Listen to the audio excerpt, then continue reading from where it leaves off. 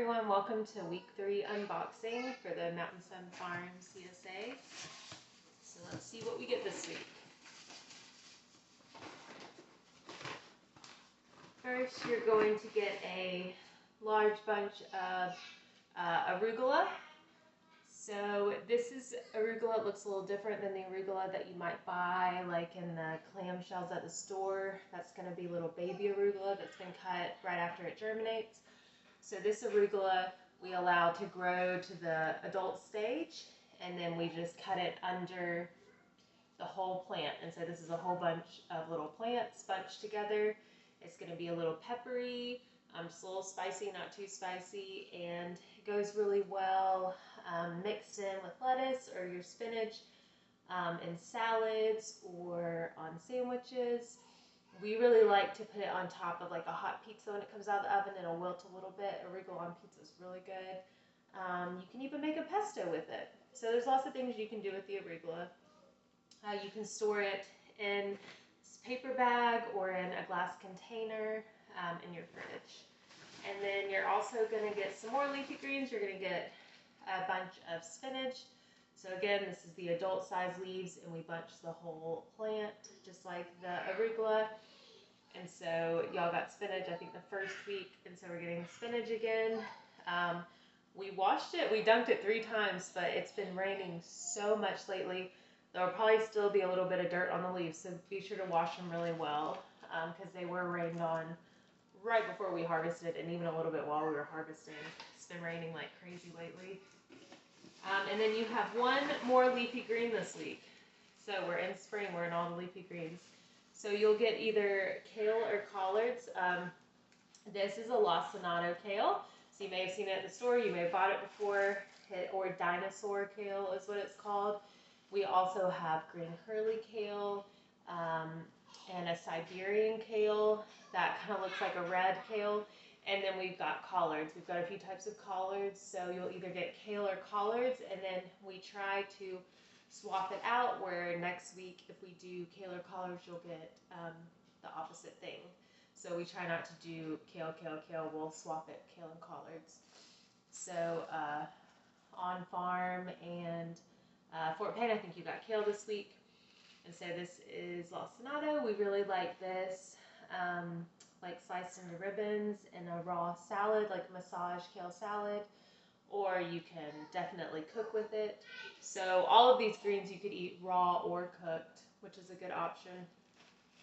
You also could freeze them if you need to. If you can't get through all these greens at once, you definitely could freeze some of them.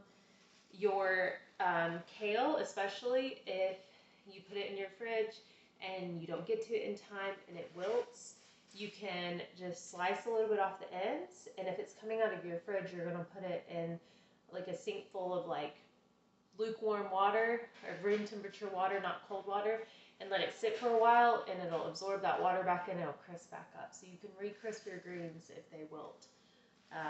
But you can store all these greens like in a glass container. So this is some spinach I have in here, or you can store it in this paper bag in your fridge.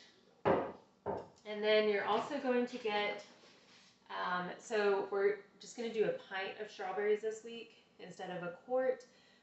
We had so much rain and so much cool weather that on Monday when we went to harvest we harvest Monday, Wednesday, Friday, and so Monday should be our biggest harvest after the weekend.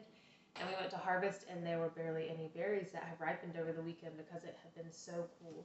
So we had to go down to just a pint of strawberries, but that means we filled in with something else.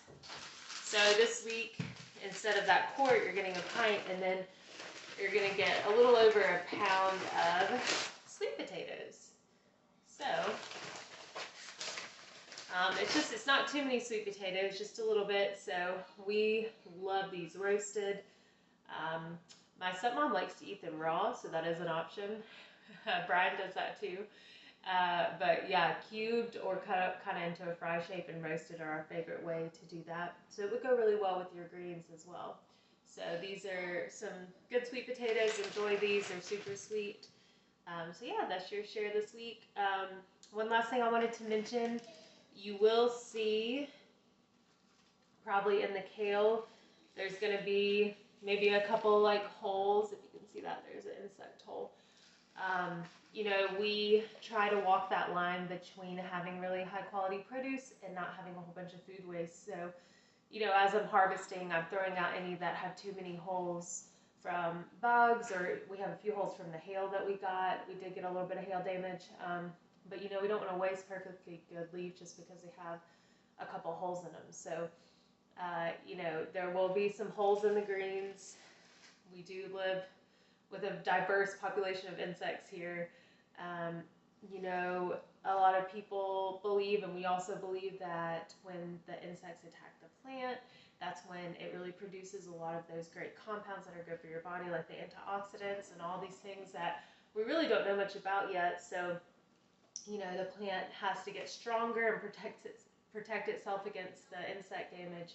So I really think that when the insects have kind of come onto the plant and it becomes more robust, it's a healthier, stronger plant for you to eat. So I hope you enjoy the greens, even if there are a couple holes, and we will see you next week. Thank you.